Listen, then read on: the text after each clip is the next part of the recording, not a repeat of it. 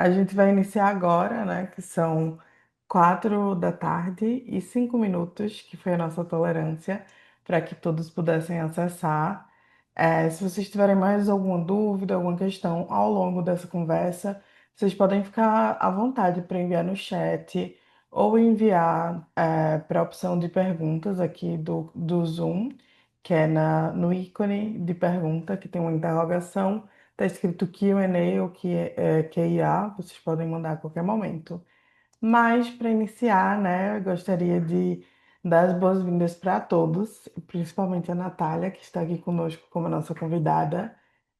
Hoje a gente vai falar sobre percepção do marketing 360 no setor de apostas, com o objetivo de falar sobre estratégias de marketing que realmente façam diferença dentro do mercado brasileiro de iGaming. E aí é por isso que a gente está com uma especialista aqui hoje. Ela é uma das maiores especialistas em marketing e operação do setor de iGaming da América Latina, com mais de 15 anos de experiência e um olhar estratégico para o nosso mercado brasileiro.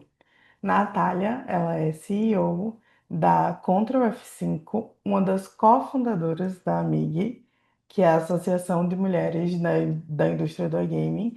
E eu queria dar boas-vindas novamente e falar que você pode ficar à vontade para se apresentar, tá certo? Perfeito, perfeito. Obrigada imensamente pelo convite. Estou muito feliz de estar participando desse webinar aqui da WeBet. Eu acho que são esses webinars que a gente tem aí como momento para a gente debater e trazer, logicamente, ali um tema que está super latente, que é a questão do marketing, né? Principalmente nesse mercado regulado que a gente está 10 meses, né? Passando por tantas transformações e com tanta coisa acontecendo. Eu acho que é imprescindível, principalmente para ajudar nesse momento de aquisição, né, de retenção de todos os nossos clientes, né? Então, esse é um ponto super, super importante. E aí, para me apresentar, eu sou Natália Noguês, sou CEO da Contra F5, como você comentou. Então, eu já tenho aí mais de 15 anos, né, na indústria.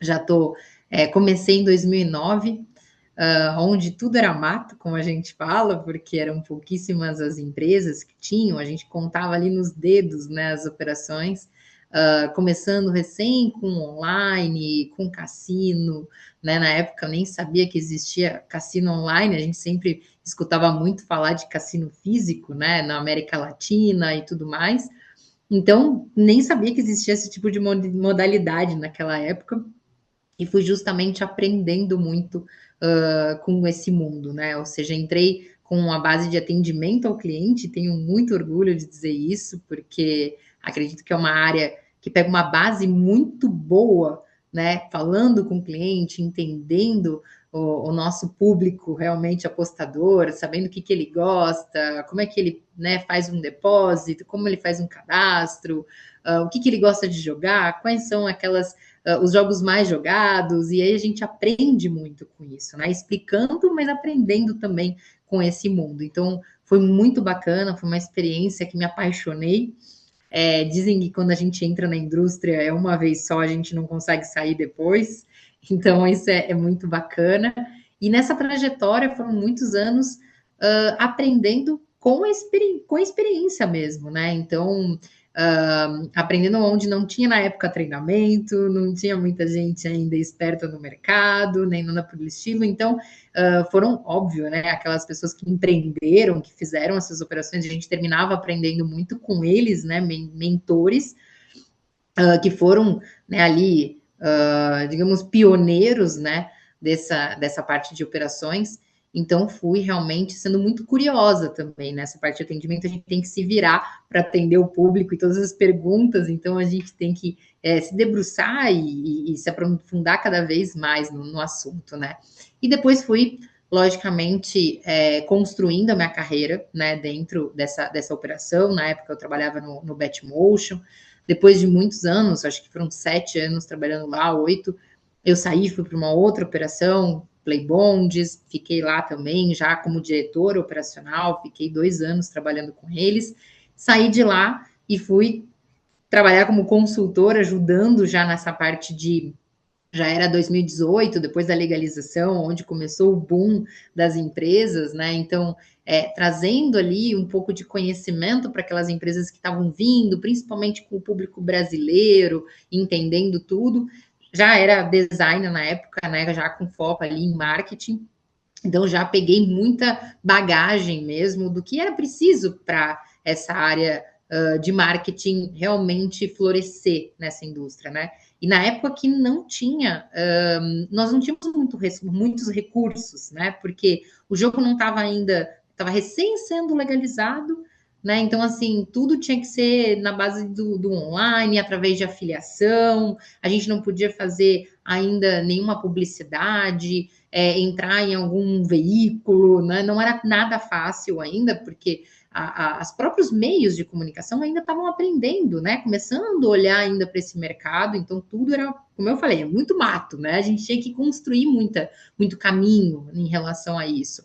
Então, vendo nessa necessidade, eu acho que do mercado, né? Vendo todo esse ponto, eu acho que inicial do nossa indústria aqui no Brasil, eu fui vendo que a necessidade de ajudar mesmo outras empresas, e foi quando começou a Control F5, então a gente focou muito desde o começo da legalização e acompanhando toda essa estrutura que ia começar com a regulamentação, né? Foram anos aí tentando montar essa regulamentação, montar, né, todo esse, eu acho que a experiência, o know-how e também com toda essa construção de regras e de como fazer para poder chegarmos até aqui, né? Então isso foi muito bacana, foi uma trajetória muito legal que trouxe muita experiência também, eu acho, no ecossistema como um todo, né? Então a Contro hoje trabalha tanto com operadores como também com provedores e prestadores de serviços, né? A gente trabalha para o ecossistema inteiro,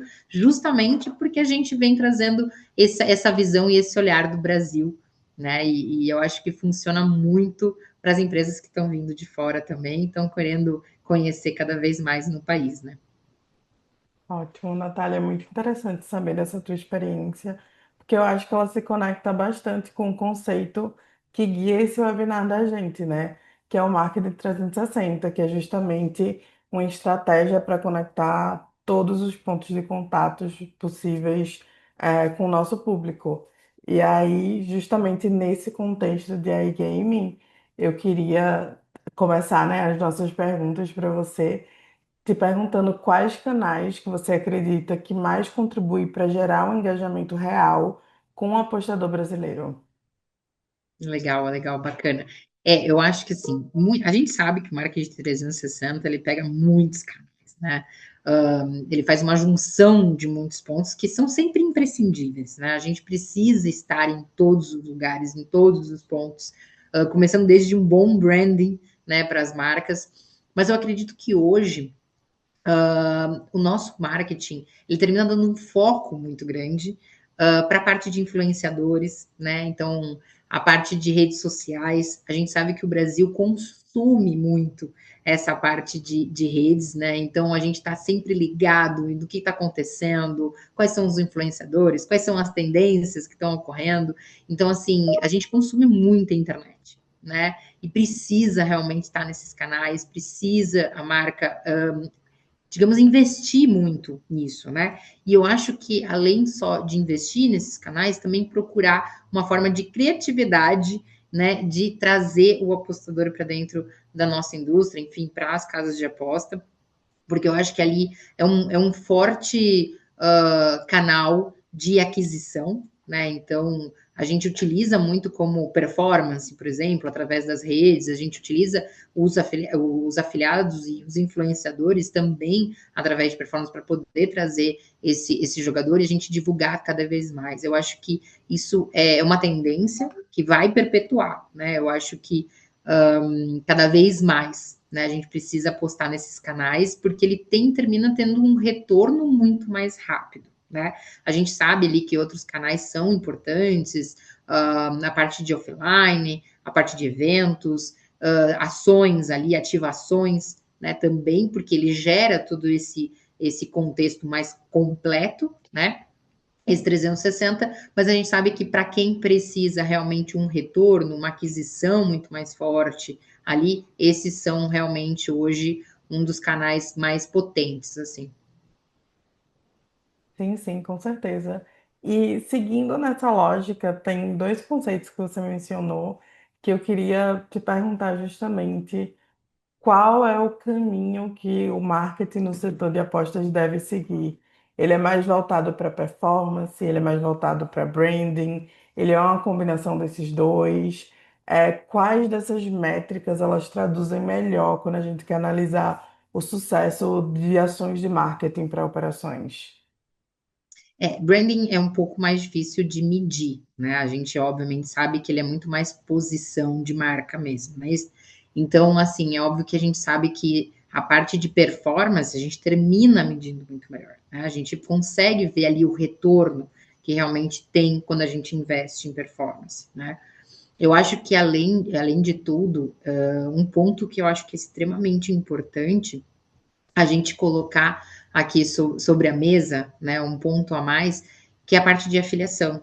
Né? No começo eu comecei a contar que a gente trabalhava muito com afiliados, por exemplo, que eram uma dos canais que a gente tinha ali de mais facilidade mesmo de trabalhar ou divulgar. A afiliação trabalha muito com performance, né? Mas não é um investimento direto da própria operação. Logicamente, o afiliado vai fazer esse investimento pela casa e vai divulgar através de uma comissão, né?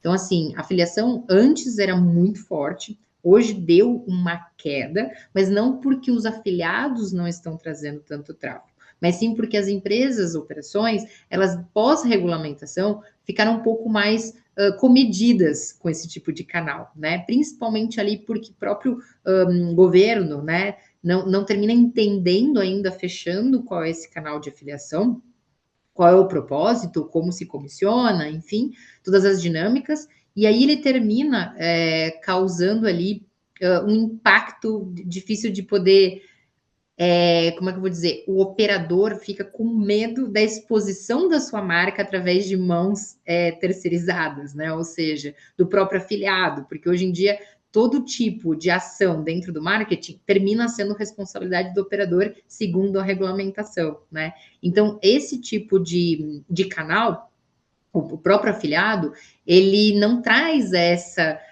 segurança, né? Então, causa com que as operações diminuíram esse contato direto, e a gente sabe que eles traziam mais ou menos entre um 30% e 40% de movimento para um site vinha através de afiliação. Ou seja, a gente sabe que é um canal extremamente potente, é um canal extremamente importante, e a gente precisa encontrar uma forma ali de facilitar, né, esse canal para o operador. E como é que a gente faz isso? Através, logicamente, de muita conversa ali na parte governamental, para a gente poder adicionar essas cláusulas, esses pontos, uma portaria específica para afiliados. A gente tem pouquíssimos pontos ali na regulamentação que fala sobre esse assunto, então não fica de fatos muito claro, né? Como é que vamos trabalhar com eles? Então, isso termina causando esse impacto mais digamos assim, negativo mesmo, como trabalhar com um afiliado. Mas eu acho que é algo que a gente precisa parar para pensar, ter ali uma conversa, um debate, principalmente pessoas que trabalham com marketing, trabalham com afiliação, que são várias empresas que trabalham com afiliação, que conseguiriam ali trazer esse conhecimento a mais, eu acho que para ter esse canal ali como fortaleza. Hoje ele se mistura muito com influenciadores, né? A gente sabe que o trabalho é diferente, a gente sabe, nós do marketing, a gente sabe que são canais diferentes, mas ele termina meio que se misturando à visão, né? Dos próprios governantes, enfim, que entendem que é a mesma coisa, mas não é. A gente sabe que são canais completamente diferentes, né? Sim, sim, com certeza.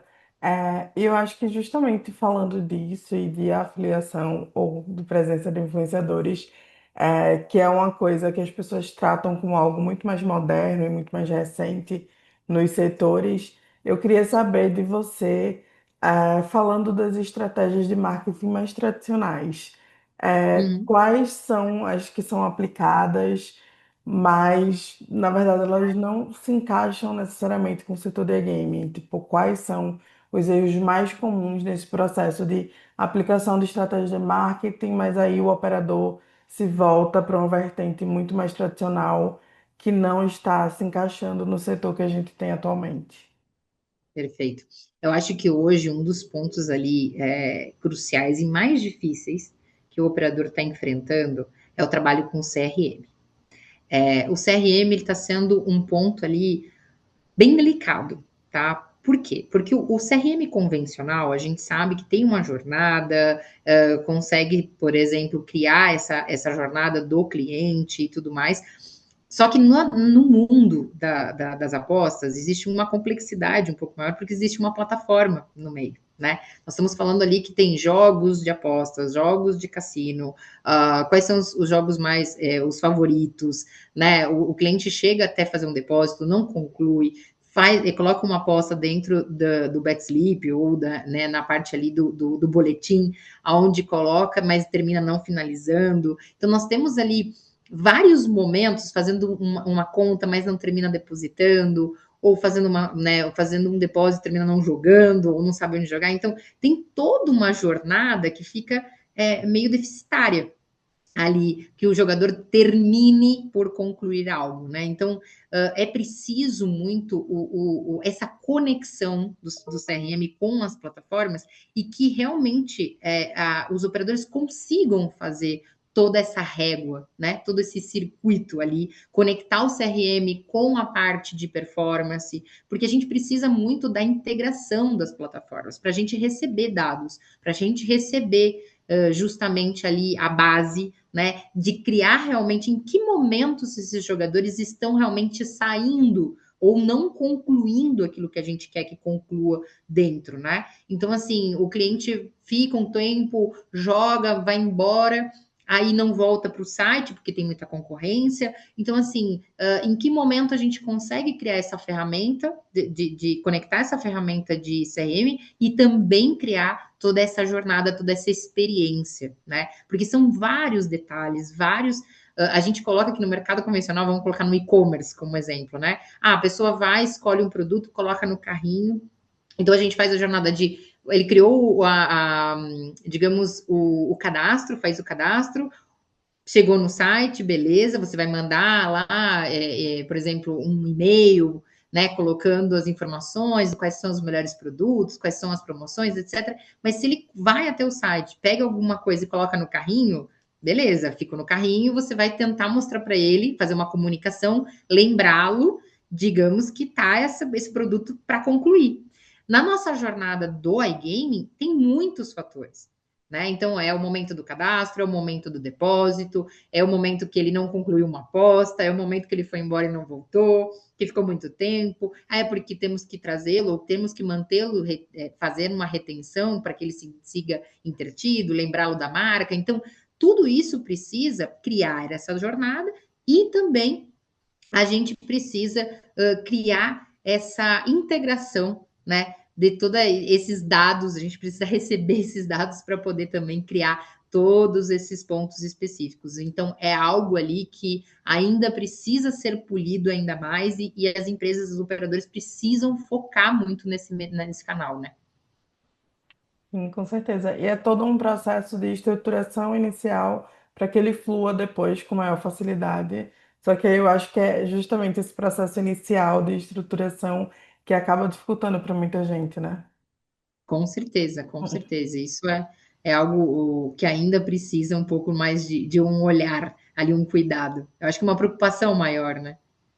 Sim, sim, com certeza. É, em alguns momentos, justamente como a gente fala de CRM e tudo mais, a gente se volta para o apostador e para a experiência desse apostador. E uma questão que eu queria conversar contigo é sobre a localização do conteúdo, que é um fator muito importante para a gente, que é justamente de observar de onde vem esse apostador e o que é que faz sentido para ele, né? E aí eu queria saber, da sua percepção, o que é que diferencia o público brasileiro de outros mercados latino-americanos que a gente tem, que variam muito de diferentes licenças, estruturas, dimensões, e como adaptar a campanha e comunicações para a nossa realidade.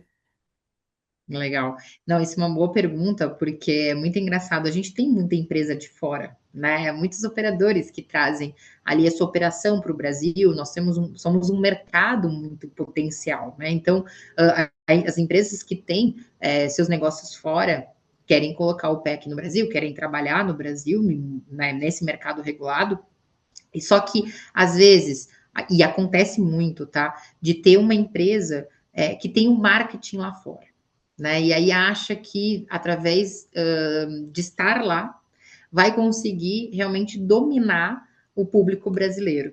E a gente sabe que infelizmente não funciona assim, porque diferente de outros países, o público brasileiro ele é muito tecnológico, ele é muito digital e ele é muito de tendências também, né? Eles gostam de sentir essa proximidade da marca. Com o que está acontecendo agora? Uma musiquinha que está acontecendo no radar, né? Algum meme que está saindo, alguma coisa nesse sentido. E a gente sabe que precisa estar localizado para que a gente tenha, né? A marca possa aproveitar desses momentos muito rápido, né? Então, assim, diferente de outros países, o brasileiro é muito bancarizado, eu ia dizer, né? Então, tudo é online. Por exemplo, o México, a gente sabe que 52% da população é bancarizada. A gente sabe que ainda existe uma grande parte da população que não tem um sistema financeiro, né, ali, digamos, digital, incorporado, guarda o dinheiro que a gente chama embaixo do colchão, né? Então, logicamente, sofrem algumas coisas, principalmente a parte dos operadores, terminam sofrendo um pouco com relação a isso, operadores online. E no Brasil, ao contrário, a gente tem 96%, né, da nossa população que é bancarizada. Então, o acesso à internet é muito alto, são 82% da nossa população. Então, o mercado está latente. Né, as pessoas estão consumindo, como a gente falou na outra, né, no outro ponto, na primeira pergunta que que eu estava respondendo, é justamente isso. O brasileiro consome internet, ele está nas redes, ele está justamente ali, né, conversando com todo mundo e criando esse relacionamento, justamente através do que acontece no dia a dia no mundo da internet, no mundo das redes sociais, o que os influenciadores estão fazendo. Então, tudo isso é muito rápido, são informações muito rápidas, o que acontece hoje, uma notícia que sai, alguma coisa assim. Então, as empresas precisam viver o Brasil. E é tudo muito rápido, a gente sabe, uma notícia, uma tendência que aconteceu hoje, daqui 2 semanas vai embora, né? Então, tem que ter esse olhar, né, mais local, né? Tem que ter, porque muitas vezes, e esse é um erro, né? De achar que o Brasil é realmente o samba, é o futebol, né? A gente só vive disso e aquela coisa, e isso já não é tanta a tendência. A gente vai seguir sendo o país do futebol, vai seguir sendo o país da música, da festa, do samba e tudo mais, não vamos deixar, mas tem muito mais além do que isso. E as empresas precisam estar constantemente procurando esse tipo de conteúdo mais fresco, né? Então, isso é das coisas que mais se pecam hoje em dia, né? Não conhecer tanto o público a fundo do Brasil e realmente trazer o que ele gosta, aproximar a marca cada vez mais, né? Do operador mais em relação ao público. Isso que é o importantíssimo, que eu acho que todo mundo deveria realmente, né? Eu acho que se conscientizar que precisa desse marketing local, né? Ótimo, Natália. E justamente sobre essa proximidade com o apostador e essa questão da importância dele, né? Eu queria saber da sua percepção em campanhas. Como é que os operadores podem fazer isso e trazer a nossa brasilidade sem recorrer a algum estereótipo, sem recorrer aos clichês? Eu sei que você falou sobre a imersão, né, no que é o Brasil. Mas às vezes a campanha ela é uma peça estática ali. Então, como é que a gente faz isso e ainda se enquadra nessa realidade? Eu acho que ali tem que ser muito criativo. O povo brasileiro adora, né? Eu acho que a marca, a empresa que seja muito criativa, ou seja, que impacte realmente com algo completamente diferente, né? Então, assim, aquela que traz o clichê que a gente conhece, como eu falei agora, do samba, do futebol, não sei o quê, é legal, nunca vai deixar de ser, mas ela não é um diferencial, ela não vai trazer um diferencial para a marca, né? Vai ser mais do mesmo. E ali realmente é trazer uma criatividade, um olhar diferente, um olhar que marca realmente uma tendência. O que está acontecendo no Brasil hoje? Né? Como é que eu posso associar a minha marca a isso para trazer, né, ser viralizada? Eu acho que hoje a gente procura muito conteúdo viral, né? A gente consuda, gosta de procurar conteúdos que a gente possa compartilhar, que a gente possa se orgulhar ou, né, repassar isso. A marca precisa estar realmente muito preocupada em que conteúdo ela vai trazer diferente, né? Para realmente trazer esse engajamento do público. Eu acho que nós somos muito, e aí fomos nós brasileiros somos muito exigentes em relação a isso, né? Então, assim, não existe um segredo, não existe uma receita de bolo, mas eu acho que realmente exige ter, por exemplo, uma boa agência de marketing tá sempre, né, à frente procurando esses conteúdos legais, diferenciados. Eu acho que os profissionais de marketing têm que, além de entender realmente o jogador, o apostador, que isso é imprescindível, como é que ele vai colocar isso, né, para atrair esse público? Porque, por exemplo, a gente acompanhou, né, o ano passado, desde o ano passado, vem a história do tigrinho muito forte, né? Então, assim, as empresas hoje estão batendo no tigrinho, tipo, usam. Tudo bem, foi muito legal e está sendo legal, e é algo que, obviamente, todo mundo considera como um emblema, basicamente, da nossa indústria, usar o tigrinho, né? Um jogo em relação a isso. Mas por que hoje não transformar e trazer outros tipos de jogos, né? Tem o jogo da frutinha, tem o jogo que se assemelha ao Candy Crush, que a gente pode fazer associações, brincar com isso. Então, assim, é sair do mesmo. Isso, para mim, é fundamental de qualquer marca que queira realmente se posicionar, né? Então, o que todo mundo está fazendo? Deixa eu trazer algo que vai impactar de forma positiva, mas diferenciada, né? Então, esse estudo ele precisa ser feito constantemente. A gente precisa ter dados, precisa ter realmente informações, conhecer o nosso cliente, qual é a jornada que ele tem para tomar realmente a melhor decisão na hora de fazer uma campanha. Eu acho que isso é imprescindível. Certo, Natália. É bem interessante falar, escutar isso, justamente porque a próxima pergunta que eu ia te trazer é sobre a vivência da Contra F5. Eu acho que muito disso já está na tua fala, né? Mas eu queria saber justamente, já que a Contra F5 ela consegue entregar tantas soluções e tantas inovações, né, em seu trabalho, quais as tendências de tecnologia, de inovação que você tem visto e que você acredita que vão trazer um impacto significativo para a área do marketing no próximo ano, por exemplo? A gente já está chegando ao fim de 2025, né? Nossa, passou rapidíssimo o ano, inclusive. Piscou, a gente já tava no Natal, piscou, já estamos aqui no final do ano de novo. Mas sim, a gente tem muita coisa acontecendo. IA esse ano foi um boom, um boom. Eu acho que todo mundo está se acostumando ainda, né, nessa nova tecnologia.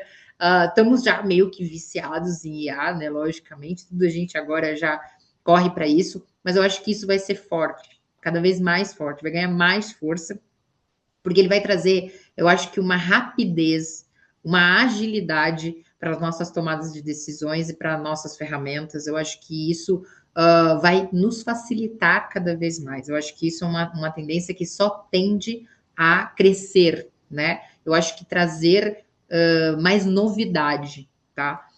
Para nós, a partir do ano que vem. Eu acho que isso vai nos ajudar muitíssimo.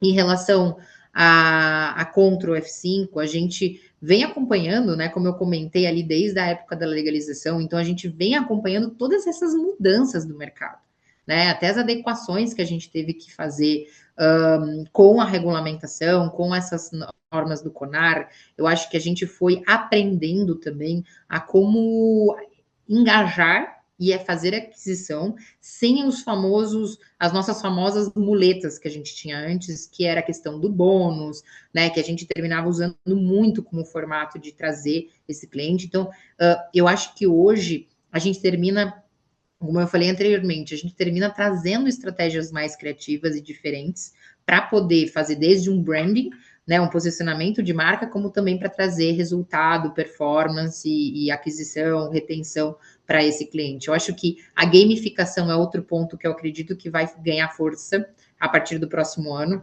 porque esse ano, como a gente teve que se adaptar muito às regras da regulamentação, os sites, os operadores estavam muito preocupados em seguir essas regras, essas adaptações também com as plataformas, com os jogos certificados e tudo mais. Teve uma grande fase ali de estruturação, né? E de realmente ali criar essa base. Eu acho que o próximo ano a gente vai pensar muito mais forte em aquisição, mas também em retenção com as gamificações. Eu acho que ali a gente cria esse universo realmente de diversão, de entretenimento para o cliente, não somente com as apostas, mas com desafios. A gente tem que começar a puxar o nosso cliente para realmente ver que existe um entretenimento. A gente faz muito comparação com o mundo físico, né, de cassinos, quando a gente olha para a América Latina, nesses grandes, nos países que tem um grande mercado de cassinos físicos. Você vai num cassino hoje, você tem o quê? Você tem toda a parte de restaurante, entretenimento, um show. Você tem alguma coisa que também te faz ficar ali, não somente o jogo pelo jogo, né? Então, assim, isso a gente quer trazer também para o universo do game, né? Ou seja, da parte do cassino online. Porque a gente precisa trazer um entretenimento além do jogo, da aposta, né? Para esse nosso cliente. Então, a gamificação é um ponto muito importante para a gente trazer esse outro universo. É mostrar ali que dentro pode ter desafios que a empresa pode criar para que ele realmente se entretenha, um ranking, quem são os melhores jogadores, né?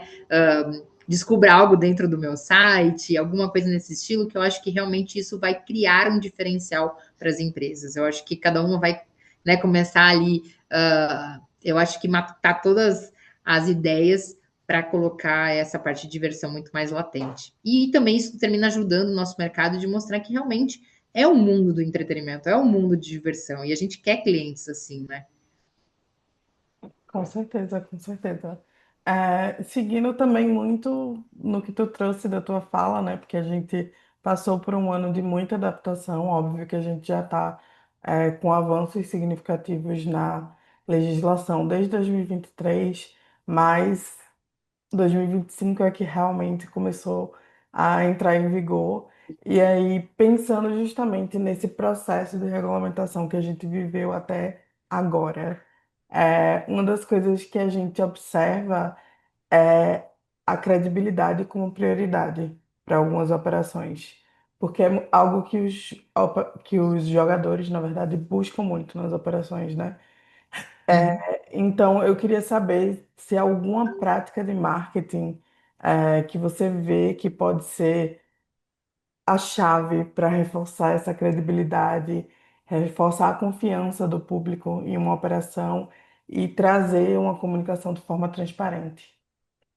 Eu acho que é muito interessante a tua pergunta, porque realmente eu acho que é um conjunto de fatores que levam à credibilidade de uma empresa, né? Não dá para dizer assim, só o performance colocando, né, nos canais das redes sociais e tudo mais, eu vou conseguir essa credibilidade. Eu acho que hoje em dia, pós-regulamentação, a gente tem muitos canais, né? Além de ter uma presença muito, muito forte, que a gente chama de offline, né? A TV, a gente vê a parte de rádio, hoje alguns também utilizam, ter o branding muito forte.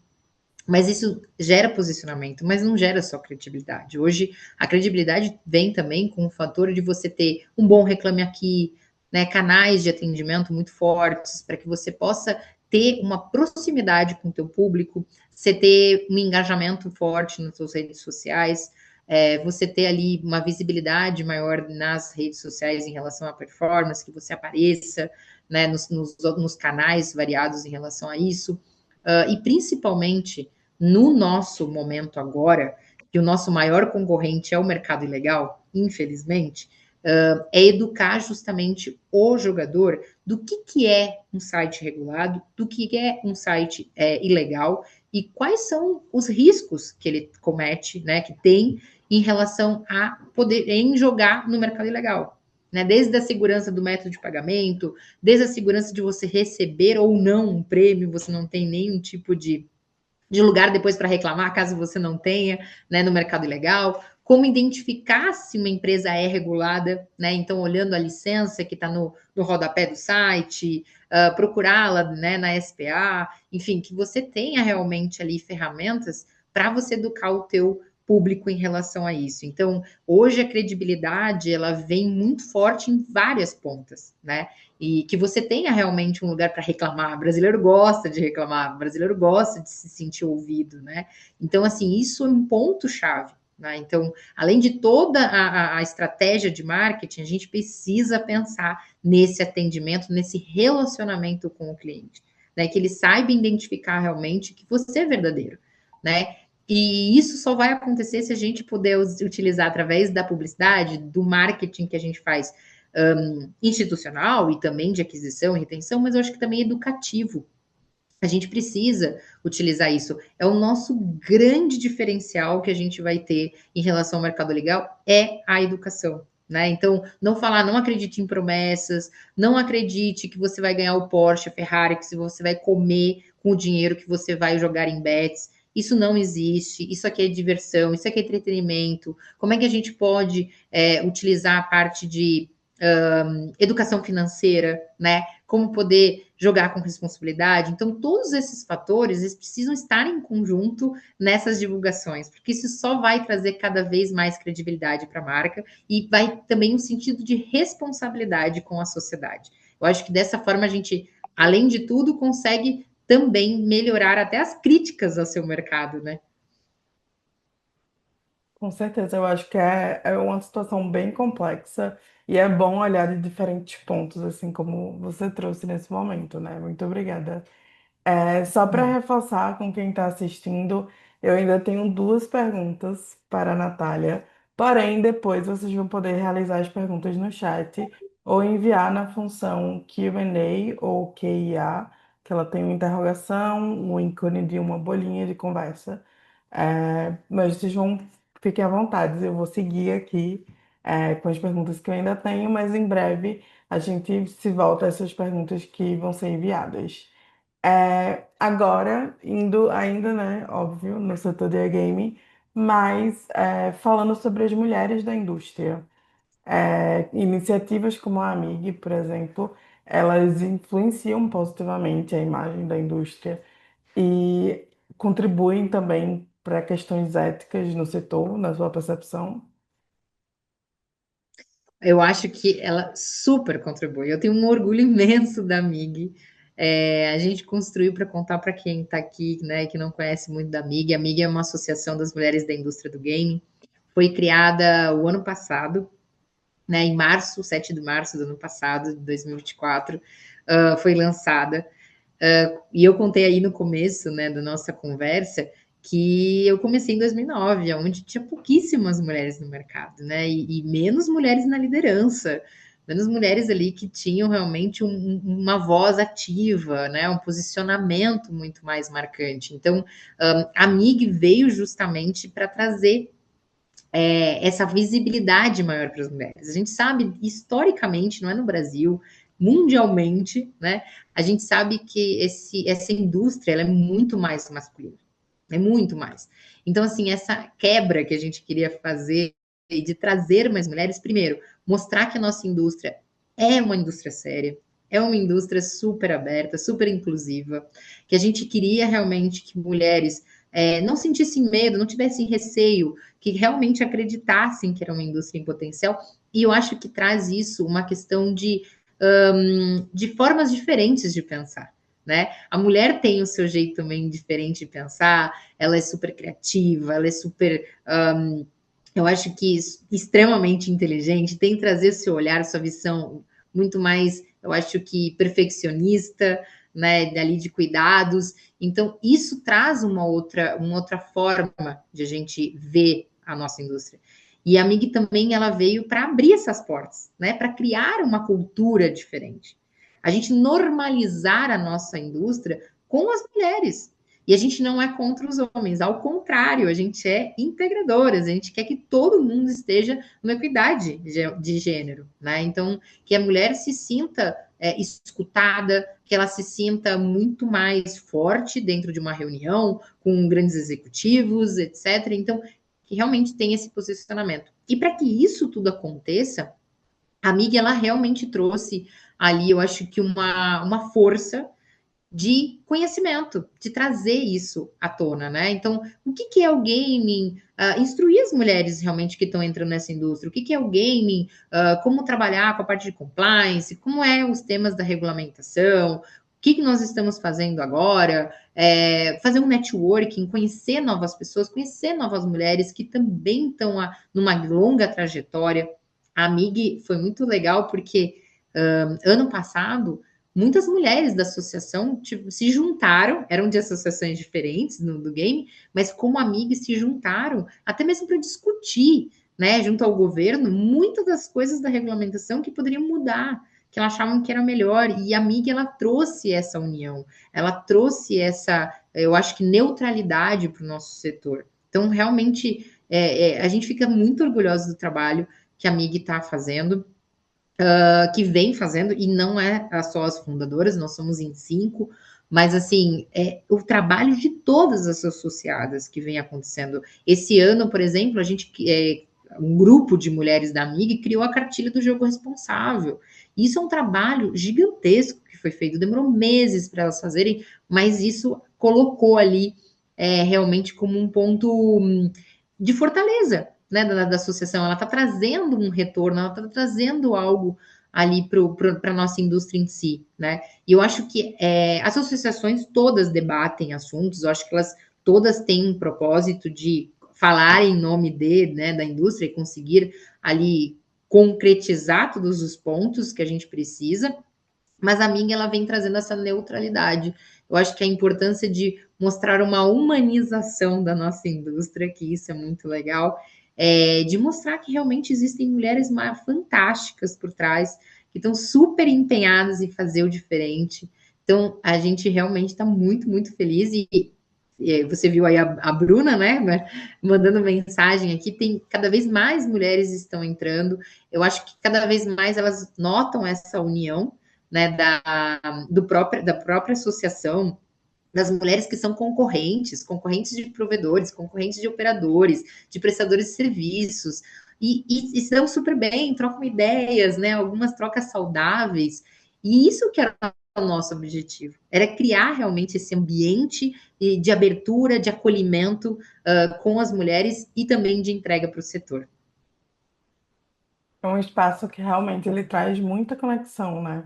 E isso é muito legal, é muito incrível de se ver acontecendo com a causa que busca muito a equidade, que busca que essas mulheres tenham mais voz dentro da indústria, né?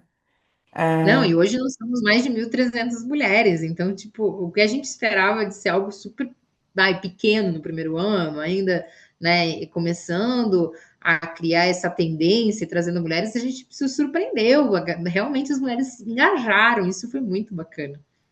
sim, com certeza. Eu sou uma das associadas, inclusive da MIG. É uma iniciativa maravilhosa, né? É, e agora eu vou partir para a última pergunta que eu tenho para você. Quem já tiver suas perguntas já pode começar a mandar no chat. Mas eu queria, né, para finalizar, pedir um conselho que você deixaria para profissionais, principalmente para operadores que querem construir uma marca que seja forte e sustentável dentro do mercado brasileiro de e-gaming. Olha, lógico que todos os pontos que eu falei aqui são extremamente importantes. Eu acho que para não ser mais redundante, eu queria muito falar de um tema que é um ponto específico que eu acho que todo operador, se ele realmente focar nisso, ele vai ter muito resultado.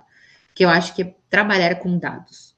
Dados sem conhecer o público, sem se conhecer o comportamento dele, e não só analisando pesquisas, tá, pessoal, de entender como é que é o público, quando a gente, né, vê aquelas pesquisas generalizadas do apostador e tal. É legal, é um ponto de partida, mas nada mais justo do que olhar os seus próprios dados.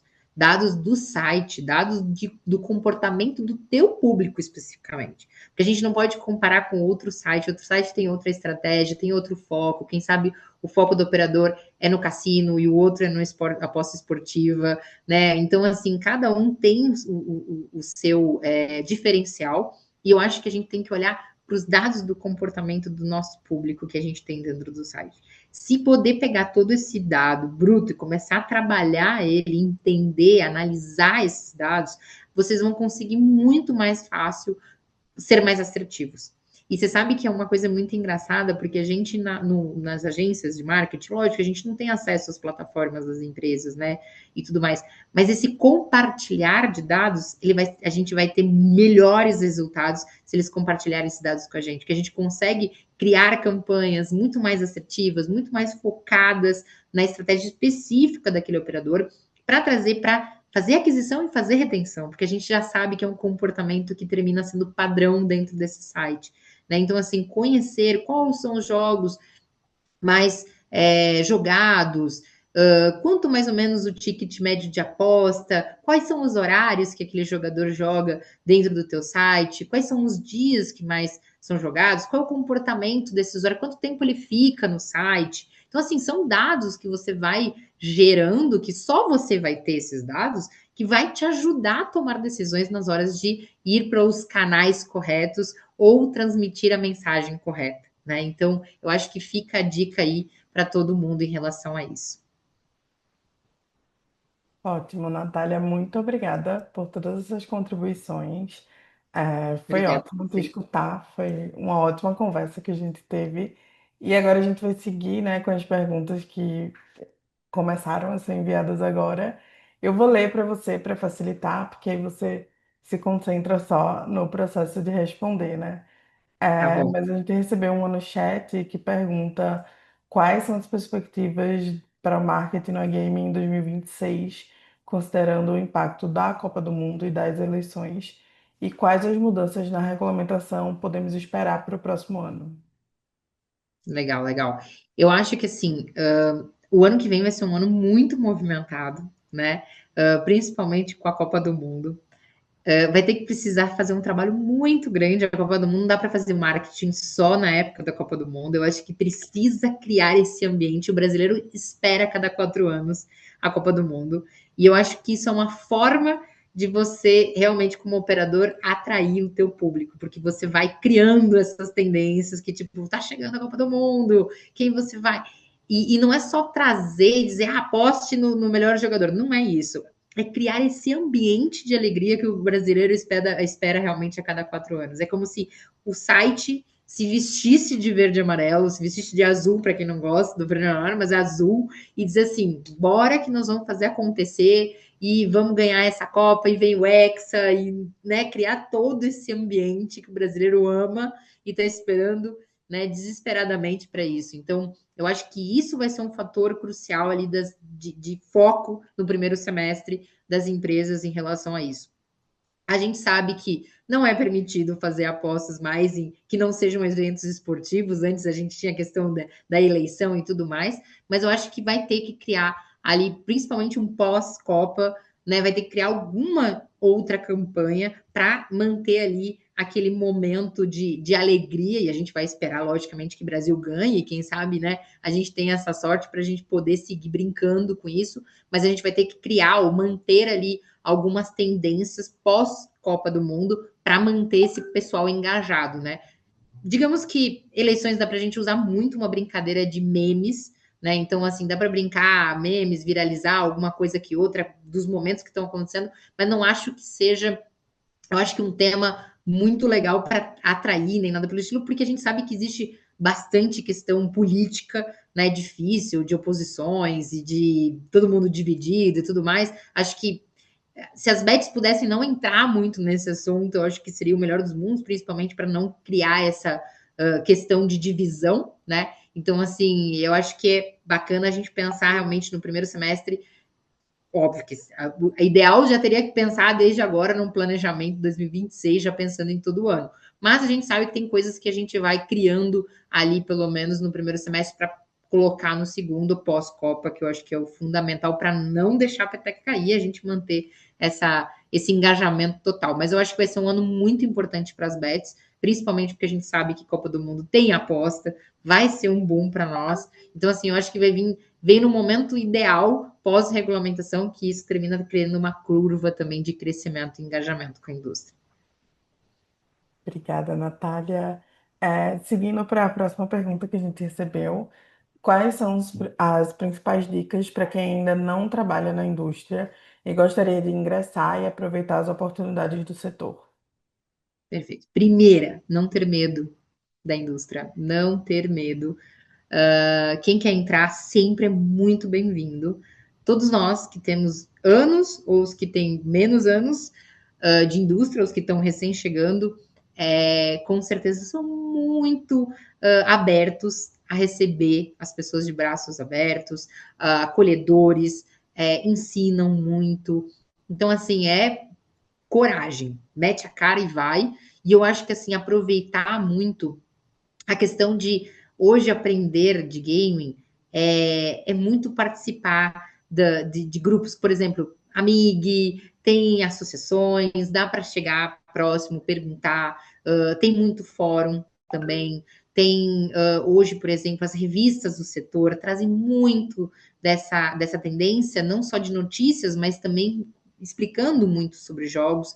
Tem muito workshop, né? Muito webinar, como o da Webet também, que traz justamente essa abertura e para poder explicar muito do que está acontecendo no setor. Então, não é só marketing, mas falar de regulamentação, falar de jogos, falar de certificação. Tem muito acontecendo, muito podcast também, procurar no YouTube. Tem vários que estão realmente ali com temas latentes. Então, eu acho que com todo esse universo hoje de informações, ele te abre portas, né? Você termina conhecendo quem são as pessoas da indústria, justamente por todos esses trabalhos que estão sendo feitos hoje em dia, você termina conhecendo.